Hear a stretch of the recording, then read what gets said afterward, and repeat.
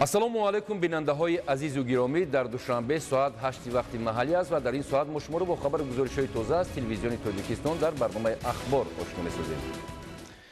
10 декабр дар шаҳри душанбе иҷлосияи ғайринавбатии 20-уми маҷлиси вакилони халқи шаҳри душанбе давати шашум таҳти раёсати раиси маҷлиси вакилони халқи шаҳри душанбе муҳтарам Рустами Эмомалӣ доир гардид. душанбе иҷлосияи ғайринавбатии 20-уми маҷлиси вакилони халқи шаҳри душанбе даъвати шашум бо роҳбарии раиси маҷлиси вакилони халқи шаҳри душанбе муҳтарам Рустами Эмомалӣ доир гардид. дар кори иҷлосия муовинон, роҳбари дастгоҳи раиси шаҳр, роҳбарони воҳидҳои сохтории дастгоҳ, корхонаву муассисаҳои шаҳрӣ, раисони ноҳияҳои шаҳр, сардорони мақомоти ҳифзи ҳуқуқ, сохторҳои маҳаллии мақомоти марказии ҳокимияти иҷроия ва намояндагони васоити ахбори омма иштирок намуданд. дар оғоз вакилон котиботи иҷлосияро интихоб намуда, масъалаҳои рӯзнома ва тартиби кори онро тасдиқ намуданд. тавре дар иҷлосия зикр гардид, бо назардошти иҷрои фармони президенти ҷумҳурии Тоҷикистон аз 4 декабри соли 2024 таҳти рақами 882 дар бораи таъин намудани интихоботи даъвати нави Маҷлиси Олии Ҷумҳурии Тоҷикистон ва маҷлисҳои маҳаллии вакилони халқ рӯзномаи иҷлосия таҳия гардида, ба он масъалаҳо дар бораи муқаррар намудани миқдори ҳавзаҳои интихоботӣ барои интихоботи Маҷлиси вакилони халқи шаҳри Душанбе ва таъсис додани комиссияи шаҳрии интихобот оид ба интихоботи Маҷлиси вакилони халқи шаҳри Душанбе ворид карда шуд. бо баррасии масъалаҳо иҷлосияи маҷлиси вакилони халқи шаҳри Душанбе қарор кард ки миқдори ҳавзаҳои интихобот барои интихоботи маҷлиси вакилони халқи шаҳри Душанбе дар доираи 70 адад муқаррар карда шавад. ҳамчунин дар иҷлосия комиссияи шаҳрии интихобот оид ба интихоботи маҷлиси вакилони халқи шаҳри Душанбе дар ҳайати 9 нафар таъсис дода шуд. раиси шаҳри Душанбе таваҷҷӯҳи вакилони халқ, раисони ноҳияҳо, мақомоти ҳифзи ҳуқуқ ва дигар сохторҳои дахлдорро барои дар сатҳи баланди ташкилӣ баргузор гардидани ин маъракаи сиёсӣ ҷалб намуда, баҳри таъмини бехатариву тартиботи ҷамъиятӣ, иштироки фаъоли интихобкунандагон, тозаву озода намудани шаҳр ва ба таври муносиб инъикос намудани рафти баргузории интихобот дастуру супоришҳои судманд доданд. аз рӯи ҳамаи масъалаҳои муҳокимашаванда қарорҳои дахлдор қабул гардиданд. бо ҳамин иҷлосияи ғайринавбатии 20-уми маҷлиси вакилони халқи шаҳри Душанбе даъвати шашум кори худро анҷом дод. 10 декабр дар шаҳри Душанбе ҷаласаи навбатии комиссияи марказии интихобот ва райпурсии ҷумҳурии Тоҷикистон баргузор гардид. Иброҳим Назруллозода ҳамкори мо гузориш медиҳад дар ин хусус. дар ҷаласа масъалаҳо вобаста ба интихоботи даъвати нави вакилони маҷлиси намояндагони маҷлиси олии ҷумҳурии Тоҷикистон ва маҷлисҳои маҳаллии вакилони халқ мавриди баррасӣ қарор гирифтанд бо мақсади татбиқи якхелаи меъёри қонунҳо дар бораи интихобот ва мусоидат ба фаъолияти комиссияҳои поёнии интихобот, роҳнамо барои комиссияҳои ҳавзавӣ, якмандатии интихобот оид ба интихоботи маҷлиси намояндагони маҷлиси олии ҷумҳурии Тоҷикистон дар ташкили ташвиқоти пешазинтихоботӣ ва роҳнамо оид ба ташкили овоздиҳӣ дар интихоботи маҷлиси намояндагони маҷлиси олии ҷумҳурии Тоҷикистон баррасӣ ва тасдиқ гардид. ҳамчунин барои мусоидат барои дар сатҳи баланд ташкилу баргузор намудани интихоботи вакилон ба маҷлисҳои маҳаллии вакилони халқ тартиби намунавии овоздиҳӣ дар участкаҳои интихоботии маҷлисҳои маҳаллии вакилони халқ муҳокима ва қабул карда шуд. корҳои омодагӣ барои дар сатҳи баланди ташкилию сиёсӣ баргузор намудани интихоботи даъвати нави вакилони маҷлиси намояндагони маҷлиси олии ҷумҳурии Тоҷикистон ва маҷлисҳои маҳаллии вакилони халқ идома доранд. 14 декабри соли 2022 дар асоси пешниҳоди президенти ҷумҳурии Тоҷикистон пешвои миллат муҳтарам Эмомалӣ Раҳмон маҷмӯи умумии Созмони Милали Муттаҳид қаднома дар бораи эълони соли 2025 ҳамчун соли байналмилалии ҳифзи пиряхоро қабул намуд.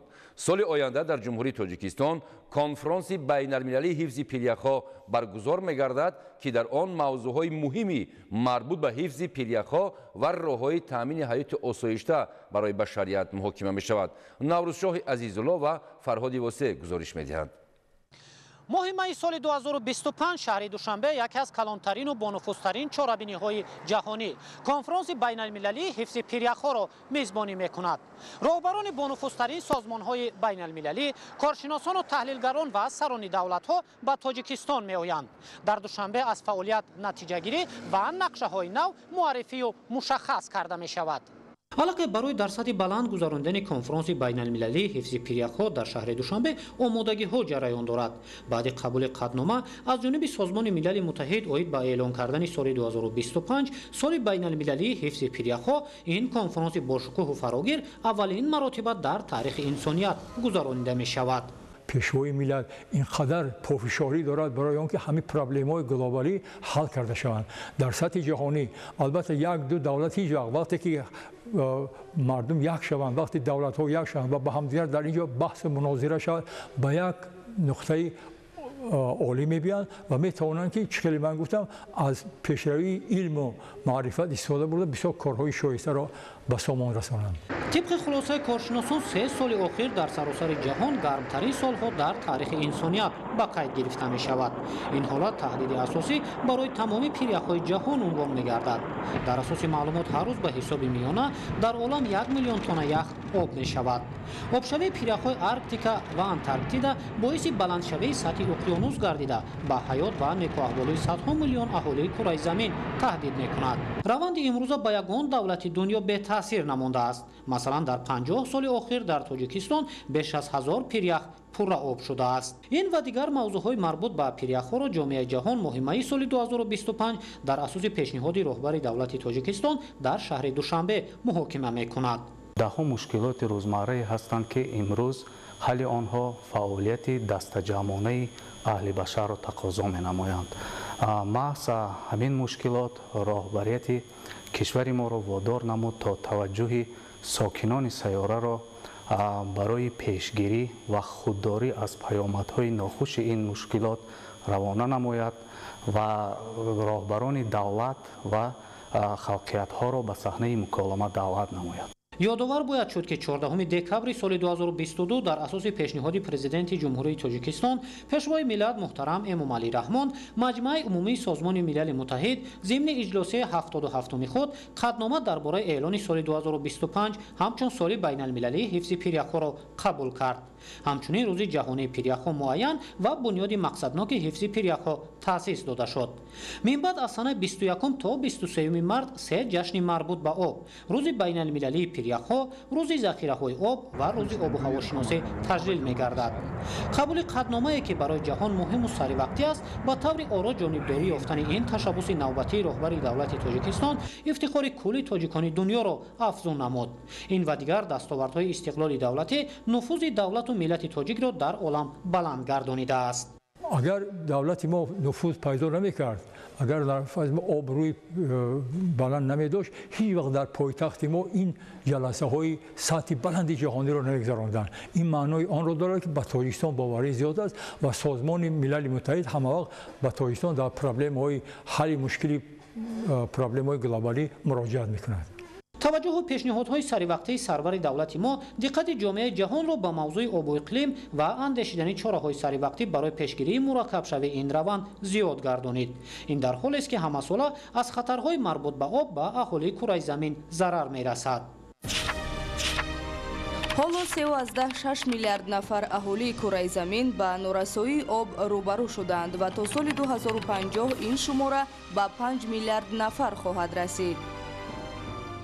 در دایره قبول تشبث‌های نو و برگزاری چاره‌بینی‌های سطحی بین‌المللی امروز هدف به پیشگیری آبشوی پیریخ‌ها و بهتر کردن دسترسی به آب روانه کرده شده است. همین چاره‌بینی‌ها و همین اقدام‌های نیکی که برای هم پیشگیری مسائل آب و اقلیم و پرابلم‌های پیریخ البته جناب عالی پیشوای ملت در یک سطح بلند گذاشته بود. برای همین دوشنبه خواهیم نخواهیم اینو انتخاب کرده و این خود دوشنبه را حاضر ببینید در یک مدت کوتاه به یک شهر بهترین تبدیل یافت. اینجا اینقدر گلگشت‌ها، اینقدر باغ‌ها، اینقدر پارک‌های ساختن که مردم البته حیران میشن که باید که ما همه شهرهای آینده دنیا رو به همین تبدیل دیم و البته این یک اقدامی میشد که چون که اولین با پرابلم آب هم در تاجیکستان گذاشته بودیم کنفرانس بلند و از همونجا این یک ایمپولس یعنی یک اقدام گرفت. همین چیز در دوشنبه من باوری دارم که همون پرابلم حوض من گذاشتم که چگونه راههای حل این را البته در اینجا آنها پیش از همه رفته پیریخ‌های ما میبینن چگونه چاره‌بینا در شرایط کوهسار مخصوصا این یکی از بهترین اقدامی میشد که ما میتونیم در آینده در این جاده یک کارهای شایسته کنیم. дигаргуншавии иқлим, норасоии об, хушксолиҳо, обшавии пиряхҳо ва дигар мавзӯъҳои марбут ба обу иқлим ҷомеаи ҷаҳонро нигарон намудааст. бо назардошти ҳамин аз конфронси байналмилалӣ оид ба ҳифзи пиряхҳо ки моҳи майи соли 2025 дар шаҳри душанбе баргузор мегардад, ҷомеаи ҷаҳон дар самти пешгирии раванди обшавии пиряхҳо ва таъмини ҳаёти осудаи башарият натиҷаҳои чашмрасро интизор аст.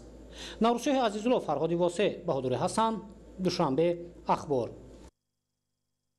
ҷумҳурии тоҷикистон дар замони соҳибистиқлолӣ ба шарофати сиёсати созандаи пешвои миллат муҳтарам эмомалӣ раҳмон дар ҳама самтҳо ба дастовардҳои бузургу беназир ноил гардида, сатҳи зиндагии сокинон беш аз пеш боло рафт ва таваҷҷӯҳи оламиён ба он афзуд. табиати нотакрор, манзараҳои дилфиреб, гулу гиёҳҳои давобахш, кулу дарёҳои ҷолиб ва шароиту имконоти мусоид барои сайру сайёҳат шӯҳрати тоҷикистонро дар арсаи ҷаҳонӣ боз ҳам бештар намудааст. тоҷикистон бо ин ҳама зарфиятҳои хосаш имрӯзҳо чун давлати амн ва дорои имкониятҳои зиёди сайёҳӣ дар сархати бонуфузтарин расонаҳои ҷаҳонӣ қарор дорад. шарҳи ин мавзӯъ дар таҳияи ҳамкорамон Аҳлиддини Нурулло. рушди соҳаи сайёҳӣ дар шароити ҷаҳонӣ шудан ва пешрафти иқтисод ва саноати кишварҳои олам бахши меҳварӣ ва калидии иқтисодиёти кишварҳои пешрафтаи ҷаҳонро дар бар мегирад. дар ин раванд тибқи оморҳои созмони ҷаҳонии сайёҳӣ дар соли 2025 минтақаи осиёи марказӣ ва ҷанубу шарқии осиё ба хусус давлатҳои атрофи роҳи абрешими қадимӣ ба нуқтаи асосии сайру сайёҳат дар соҳаи туризм ва ҷаҳонгардӣ дар сатҳи дунё табдил хоҳад гашт. тоҷикистон ба унвони давлати мутамаддин ва дорои ёдгориҳои таърихӣ узви комилҳуқуқи созмони ҷаҳонии сайёҳии созмони милали муттаҳид буда, ҳоло кишвари мо дар сатҳи давлатҳои амну ором дорои имкониятҳои бузурги сайёҳӣ дар радабандиҳои харитаи сайёҳии ин созмони байналмилалӣ ба шумор меравад. тоҷикистон кишвари маҳбуб ва ҷолиби диққати дӯстдорони сайру сайёҳати ҷаҳониён гашта, бо симои кишвари амну осоишта дар замони соҳибистиқлолӣ дар минтақа беҳтарин ва бештарин имкониятро барои рушди соҳаи сайёҳӣ соҳиб гардид ва мувофиқи иттилои созмонҳои бонуфузи байналмилалии шабакаҳои хабарии ҷаҳонӣ мавқеи намоёнро дар минтақа ва ҷаҳон касб намудааст.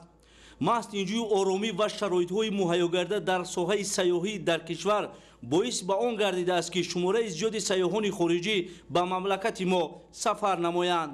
инак ҷоизаи навбатӣ ба ҷумҳурии тоҷикистон аз ҷониби ниҳодҳои шарикии осиёӣ дар соли 2024 тоҷикистон бо ҷоизаи бонуфузи сайёҳии мамлакати дорои манзараҳои беҳтарини табиат дар осиё сарфароз гардонида шуд. ин ҷоиза эътирофи байналмилалии манзараҳои афсонавии табиати тоҷикистон аз қабили кӯҳҳои Помир, Вафон, Искандаркул ва Қароқул мебошад. ҷомеаи сайёҳии Малайзия тамоили тоҷикистонро ба сайёҳии устувор ва ҳифзи муҳитӣ бобати муаррифии мамлакат ҳамчун макони пешсаф барои сайёҳии экологӣ баланд арзёбӣ намуд. мо аз тоҷикистон хотираҳои нек хеле зиёд дорем. пас аз 10 сол боз дубора ба кишвари шумо ташриф овардем ва аз зебогиву пешравиҳои шаҳри Душанбе дар ҳайрат афтодем. мо зимни сафари пешинаи худ ба кӯҳҳои Фон рафта будем ва ҳар боре ки ба тоҷикистон меоем мафтуни ин кишвар мешавем. фикр мекунам мо маротибаҳои зиёд ба мавзеъҳои зебо ва нотакрори тоҷикистон хоҳем омад.